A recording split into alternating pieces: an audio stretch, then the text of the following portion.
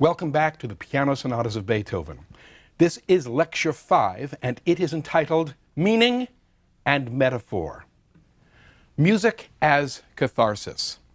In his set of 3 piano sonatas published as Opus 10, Beethoven did exactly what he had done back in 1795 with the 3 piano sonatas published as Opus 2.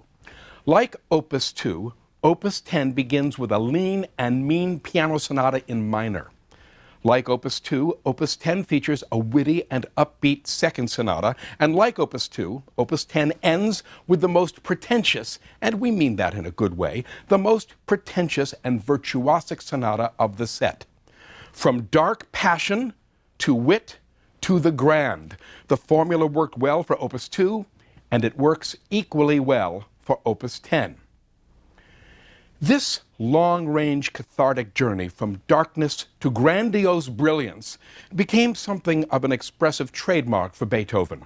In 1808, 10 years after composing the Opus 10 piano sonatas, Beethoven completed his 5th symphony, which begins lean and mean in C minor and ends grandly and magnificently in C major. 14 years after completing the 5th Symphony, Beethoven composed his final piano sonata, Opus 111. It begins in C minor and concludes in C major.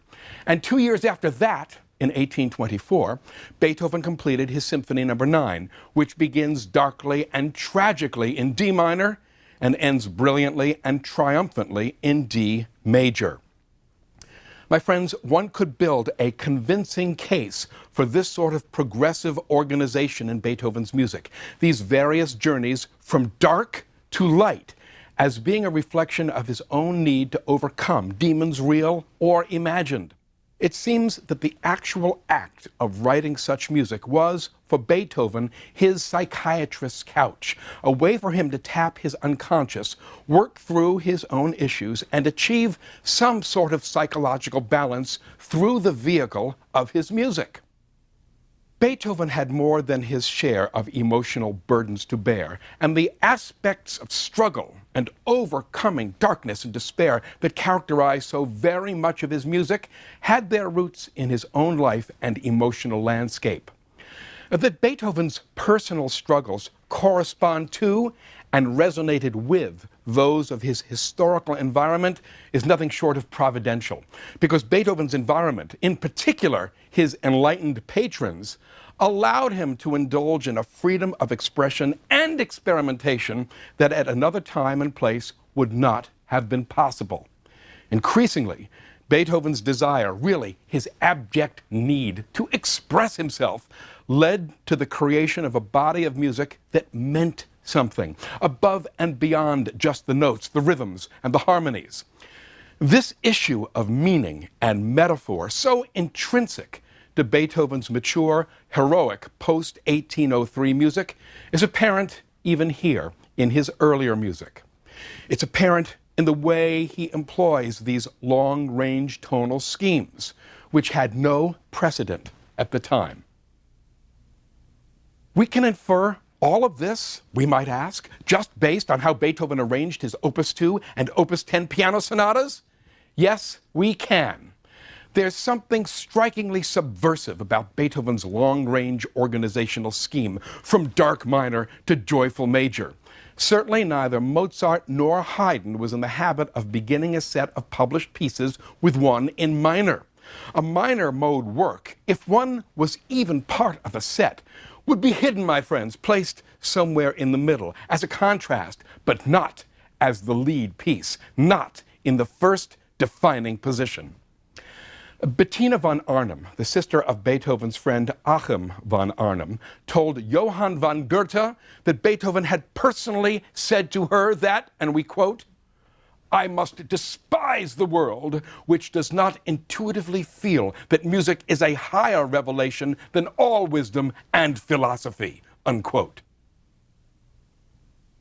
Beethoven believed that music had the power to create meaning and experience far beyond the ability of words to explain or visual images to illustrate. the power to reveal truths that could not be understood through intellect alone, the power to tap the unconscious, the power to depict the sublime. It's a very personal, semi-mystical 19th century romantic era view of music, my friends. It's a conception of music that Beethoven developed over time. Certainly, one of the essential catalysts for it was his progressive hearing loss. Beethoven's ears. It likely started sometime in 1796, an occasional buzzing in one or both ears. By 1798, Beethoven was experiencing the incremental loss of high-frequency hearing in both ears. He was, with exquisite slowness, going deaf. Now please, Beethoven did not go clinically deaf until 1818, and until the end of his life in 1827, he maintained some low-frequency hearing in his left ear.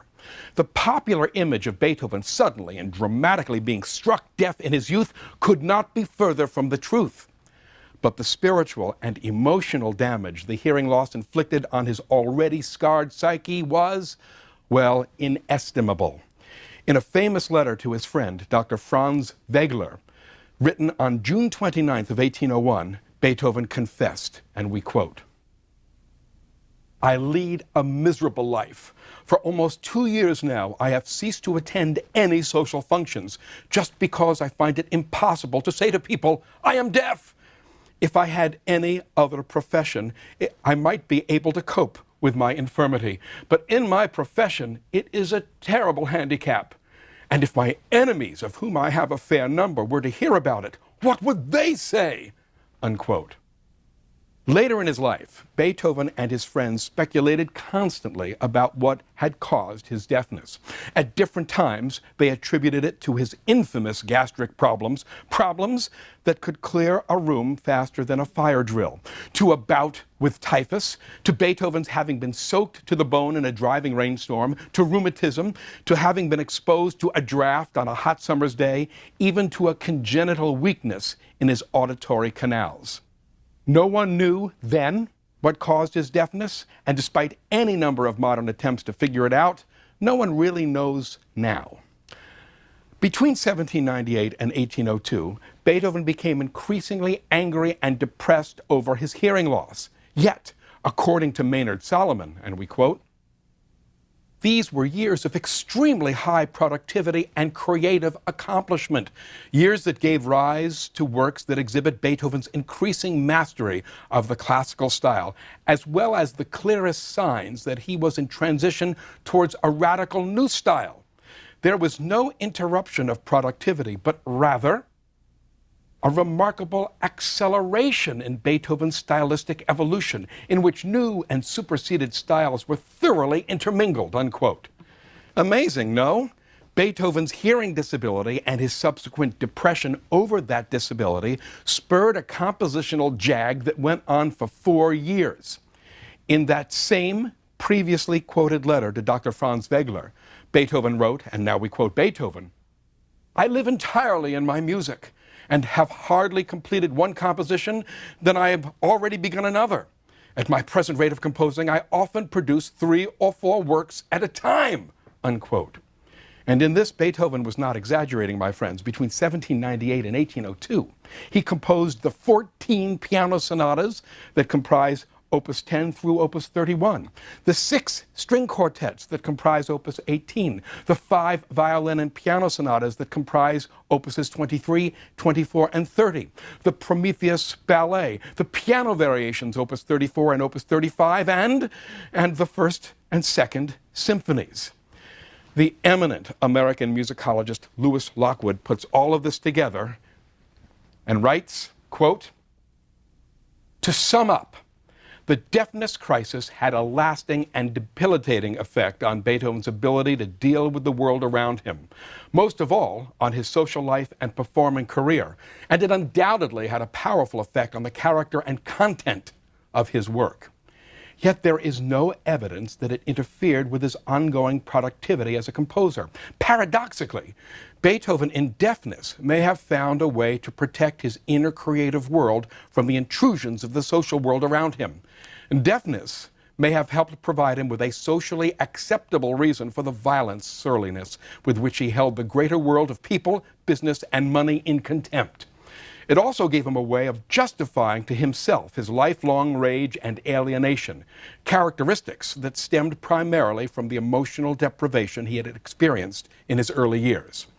Perhaps deafness allowed him a way of transferring his pain from outer social irascibility into a private world of solitude, in which he could literally shut out the irritable features of the world around him while, at the same time, perpetually and mournfully yearning to be loved and admired.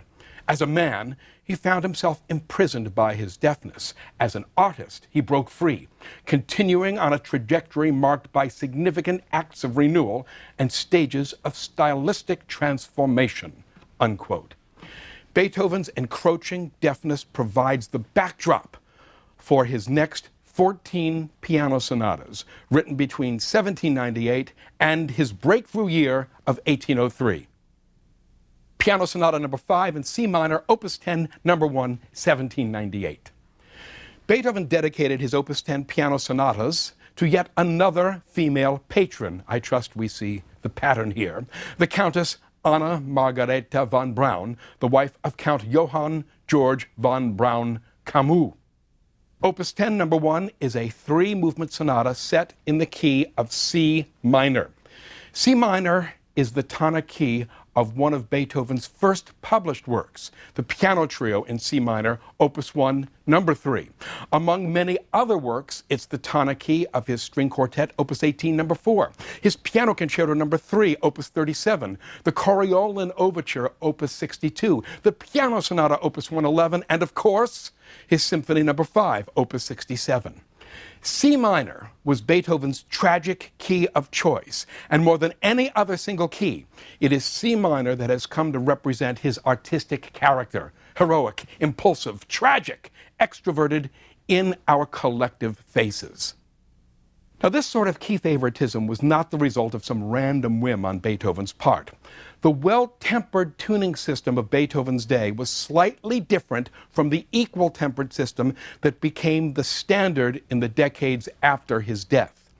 In Beethoven's day, there were still ever so slight differences between certain keys, differences that would be perceived as representing shades of darkness in the case of minor keys, and shades of brightness in the case of major keys. Beethoven heard, Beethoven felt an emotional edge, a darkness, a charge in C minor that inspired him to compose some of his most expressively compelling works in that key, including the Piano Sonata No. 5, Opus 10, No. 1. The first movement of the Opus 10, No. 1 sonata is described in the literature as being passionate, a description with which I would entirely agree. Now, of course, passion is a word, a state of mind, ripe with literary, metaphorical, and emotional meanings. Why should we hear this movement, this instrumental music, as being passionate? What markers, what musical gestures does Beethoven use that allow us, that force us, really, to interpret this music as being passionate? Good questions, all. And they cut directly to the issue of meaning in Beethoven's music, as increasingly he construes music as personal expression. Let's hear theme 1, just to get it in our ears. Passionate? Well, you decide.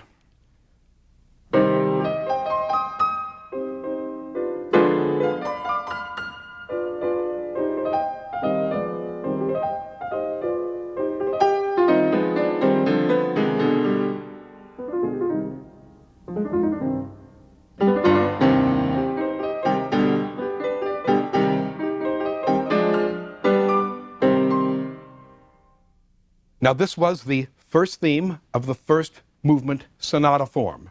And passionate or not, there's a lot of musical information in that first theme. The first thing that strikes us is the rhetorical nature of this music. That is, we're not hearing a tune with a distinct beginning, middle, and end, but rather a thematic entity filled with rhythmic propulsion, abrupt silences, and sudden changes of dynamic, all of it informed by the dark-tinted tonality of C minor. Let's hear theme 1 of the first movement sonata form again.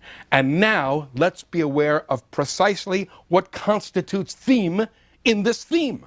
To repeat, it's certainly not a tune, as we would expect in a piece of classical era music. Rather, the theme is a series of very different musical ideas or gestures in the key of C minor, gestures that collectively create a mood of breathless, impetuous passion. As much as anything else, it is this mood, this state of mind, of being, that is the theme of this movement.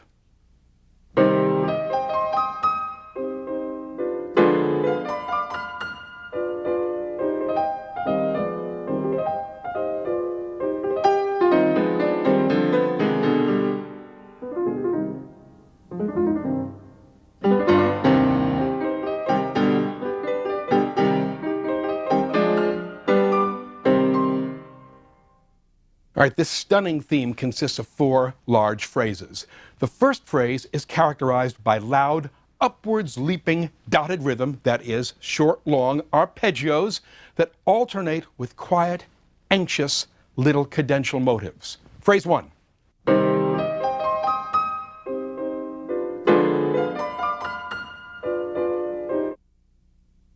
In the second phrase of this opening theme, the quiet anxiety that punctuated phrase 1 becomes downright mournful, as we hear a series of 3 weeping, descending ideas that seem to veritably choke with emotion.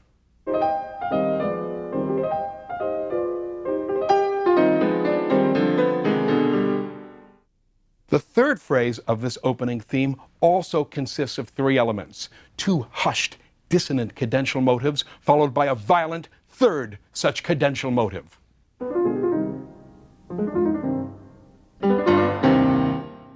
The fourth thematic phrase is a reprise of the first, consisting now of 3 vicious, rising, dotted rhythm arpeggios only, without the softening element that had, in the first phrase, been provided by the quiet, anxious little cadential motives.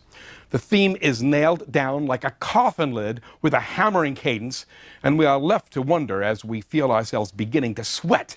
What now? Phrase 4.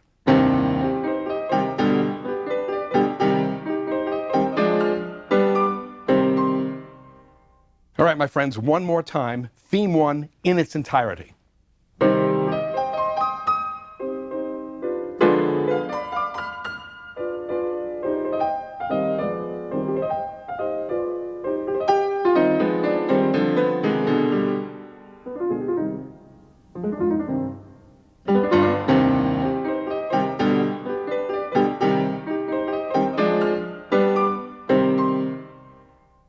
What now?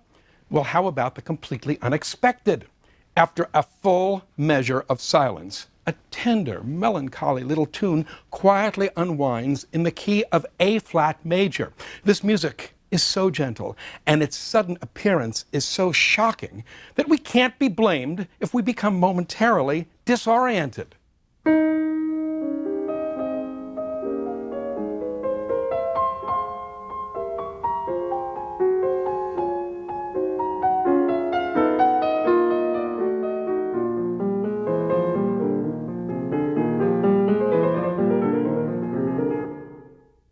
Was that theme 2?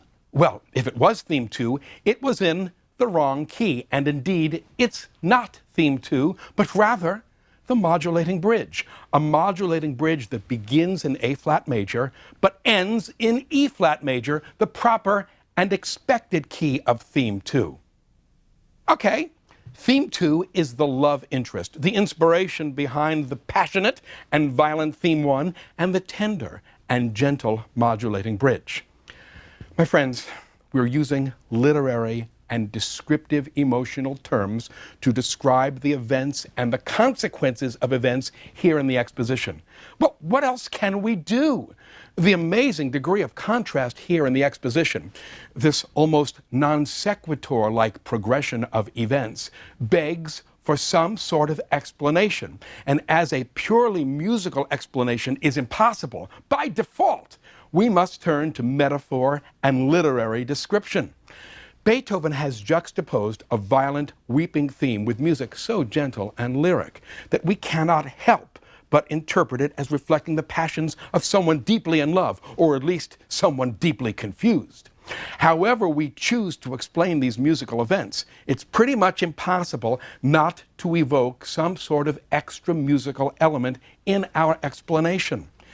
This is exactly what we were talking about earlier in this lecture when we observed that increasingly Beethoven's abject need to express himself in his music led to the creation of music that meant something above and beyond just the notes, the rhythms, and the harmonies.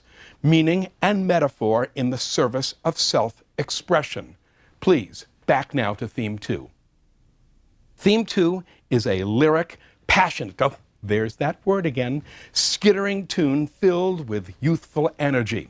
The cadence material begins with an oh-so-brief reference to Theme 1 before a gentle closing theme drawn from the modulating bridge brings the exposition to its conclusion. Please let's go back and listen from Theme 2 through the cadence material to the end of the exposition.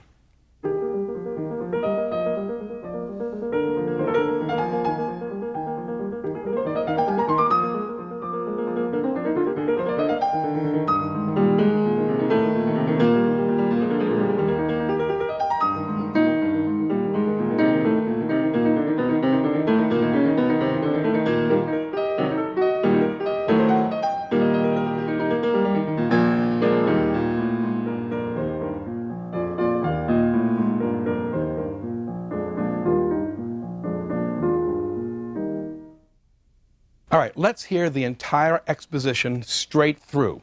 Please let us be especially aware of 1, the extraordinary degree of contrast of musical events, and 2, the tremendous compression of events. Beethoven wastes not a single note, and the musical information flies by us at a rate genuinely modern in its intensity.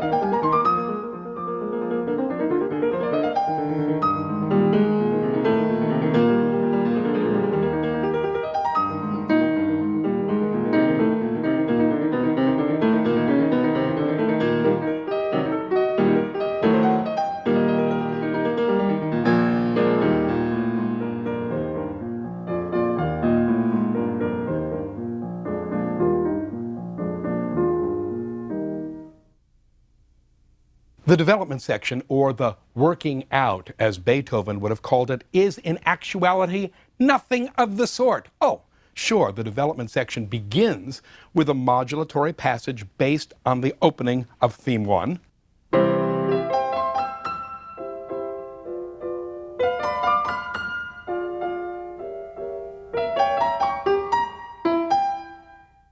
But from there, nothing is so much worked out as the recapitulation is worked towards, because Beethoven now introduces an entirely new theme that takes up the remainder of the development section.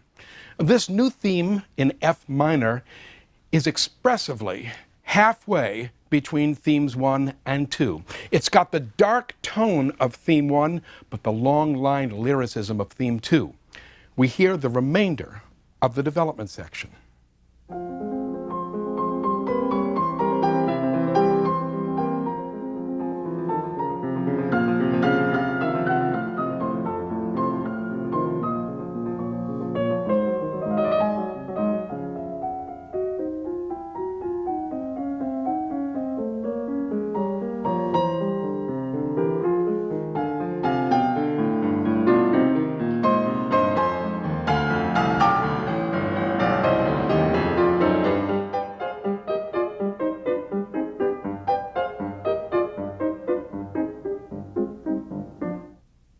The recapitulation begins and at first proceeds as expected. Recapitulation, theme 1, phrases 1, 2, and 3.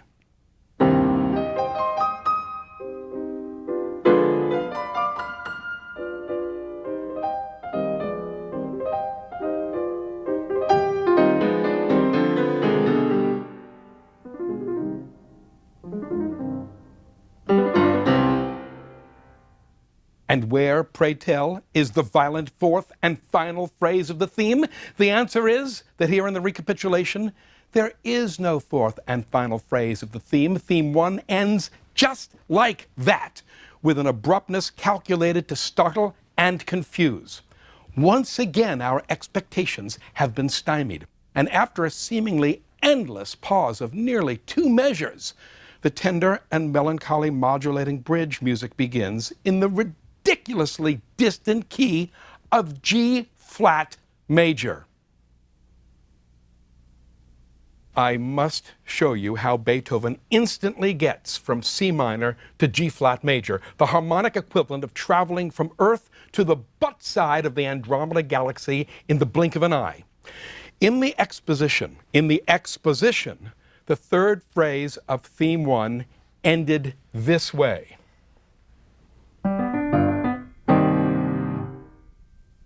In the recapitulation, phrase 3 ends this way. Did we hear the difference? During the exposition, phrase 3 ended with a full C minor chord. Whereas in the recapitulation, phrase 3 ends with not a full chord, but simply octave Cs. What's Beethoven's game here? Well, here's what he's up to. By removing the inner chord tones and leaving only the octave Cs here in the recapitulation, Beethoven has liberated those Cs from the key of C minor. Hanging there all by themselves, they can be reinterpreted as belonging to any chord that contains a C. One such chord that contains a C is an A-flat dominant 7 chord.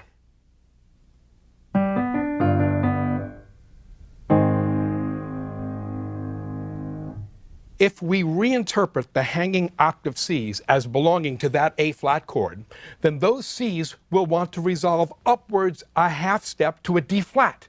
Does Beethoven do that? Yes, Beethoven does that.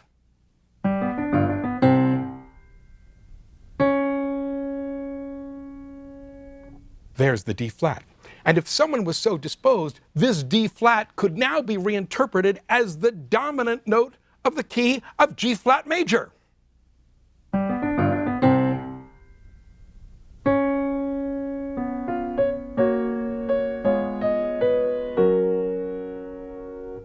Does Beethoven do that? He just did. From C minor to G-flat major in something less than a jiff. And the surprises don't end there. As the modulating bridge here in the recapitulation wends its way to theme 2, it modulates not to C minor, where theme 2 is supposed to be, but to F major, another completely unexpected turn of harmonic events. We listen, my friends, from phrase 3 of theme 1 in the recapitulation through the modulating bridge.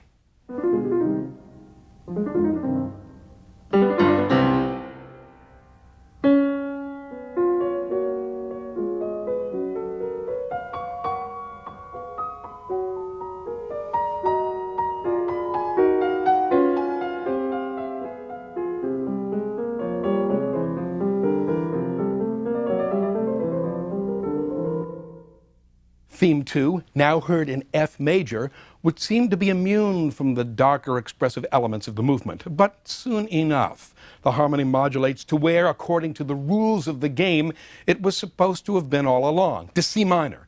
And theme 2 is heard yet again in its entirety, now in the dark-toned key of C minor.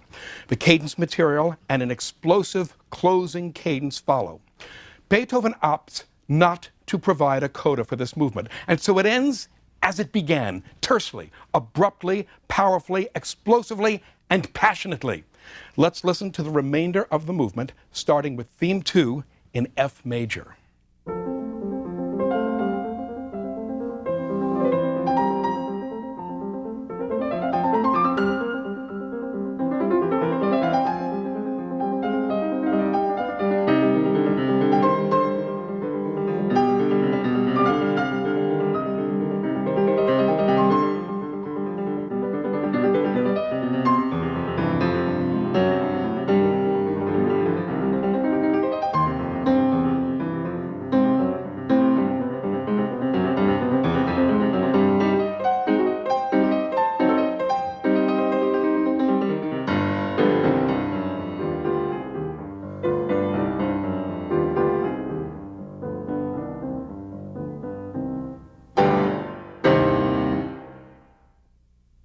Movement 2, truncated sonata form.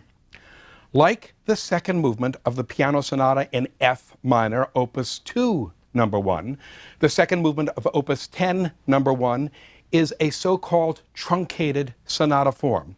Also known as cavatina form, it follows the structural outlines of the outer sections of an operatic da capo aria, meaning a sonata form without a development section.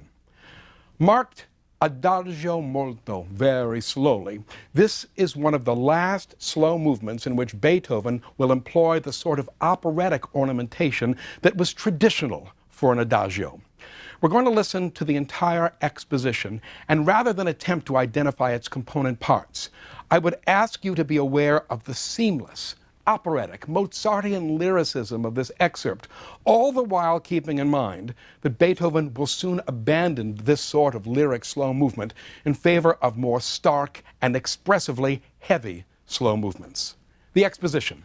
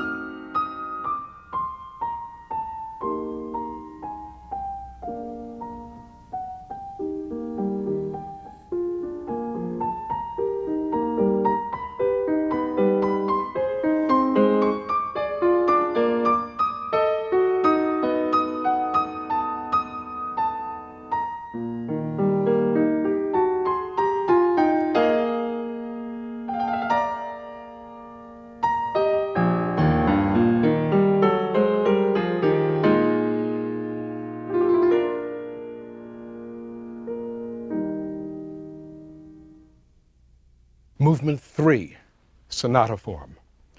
The third and final movement of Opus 10, number 1, is as jagged and violent as the first, and in terms of its sonata form structure, even more compressed.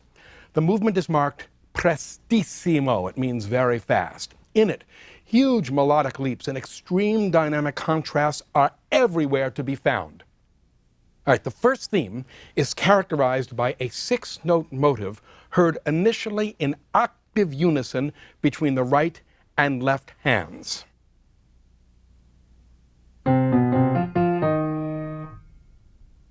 heard quietly at first like a rather urgent whisper, "Don't turn around." This motive quickly develops into an absolutely fire-breathing theme that tears up and down the keyboard and concludes with a crashing open cadence. Theme 1 from the top.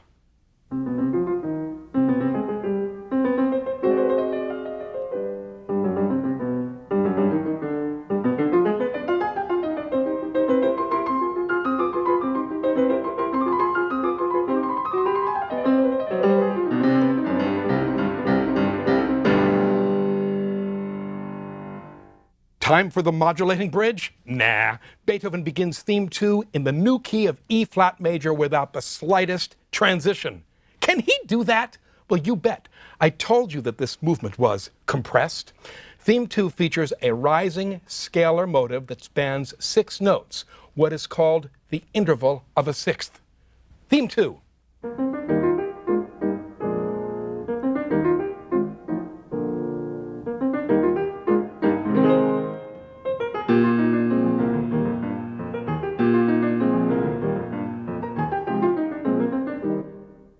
The cadence material begins with the theme 1 motive in the bass, heard against a rapid octave tremolo in the treble. The cadence material.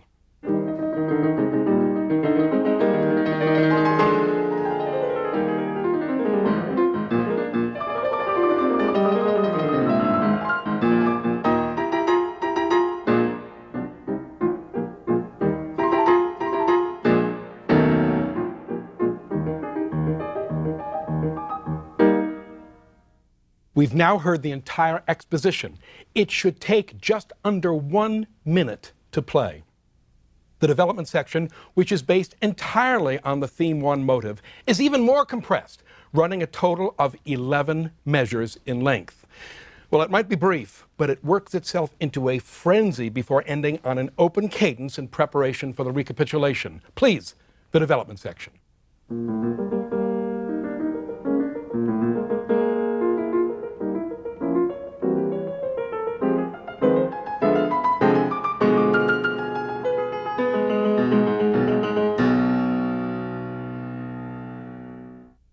Let's hear now the recapitulation in its entirety. Please note that theme 2 is heard first in C major and then in the proper key of C minor. The recapitulation.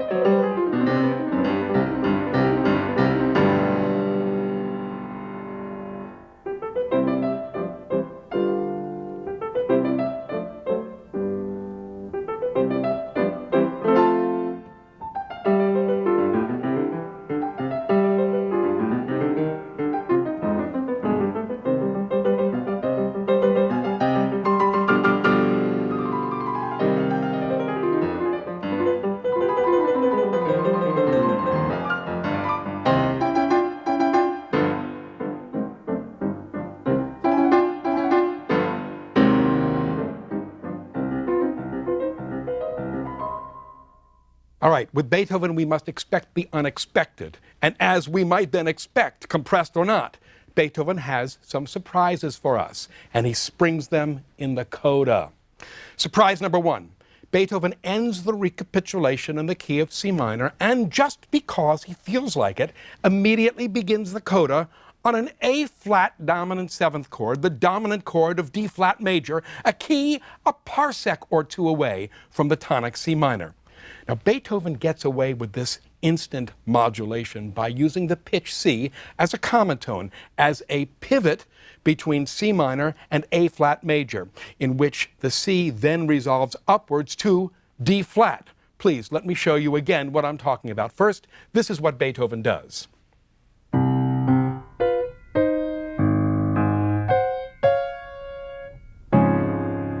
Instant D-flat major. He pivots off the pitch C. Let me demonstrate. Common tones, my friends, common tones. C minor obviously has a C in it.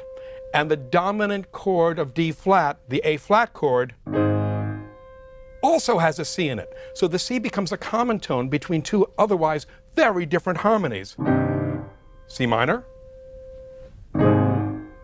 A flat, and then the C resolves up to D flat major, instant modulation, a pivot modulation, or common tone modulation. Very unusual, but for Beethoven, ever more common.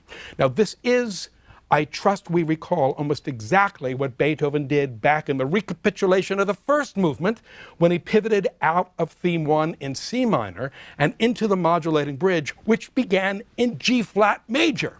Now back to the coda of this third movement. Following a cameo appearance of theme 2 in the key of D flat major, the tempo slows and Beethoven effects a modulation back to C minor. Surprise number 2. With the key back in C minor, Beethoven offers a closing melody that is a combination, a contraction of both themes 1 and 2. It sounds like this.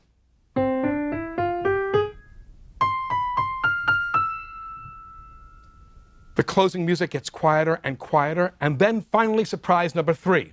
The piece ends on a C major chord rather than on a C minor chord, sounding as incomplete as the Venus de Milo looks. We listen from 2 measures before the coda so that we might hear the pivot from C minor to D flat major through to the end, the abrupt end, the unexpected end of the movement.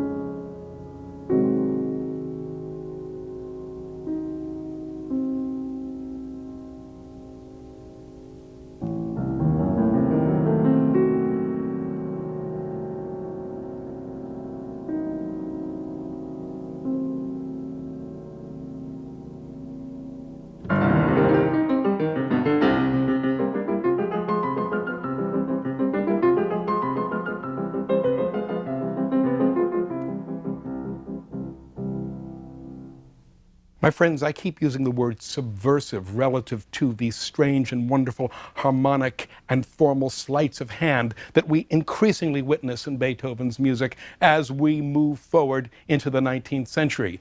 Subversive they were. We must remember that in the Viennese culture, in the European culture of the early 19th century, this music was an icon of the culture. And what happened in the music of the era was indicative of the larger culture, just the way what happens in motion pictures and television and internet is indicative of our larger culture. And when someone comes along and does all the right things but the wrong way, on purpose, as Beethoven is doing, well then, we must ask ourselves, what's their game? What are they after? And indeed, Beethoven is not willing to work within the strictures of his time. This is not just music. This is politics. This is the vision of the culture as it existed, and Beethoven's differences with the culture as it existed. This C minor sonata is, by every measure, incredibly striking and incredibly subversive music. When we return, Opus 10, numbers 2 and 3, please let the subversion continue. Thank you.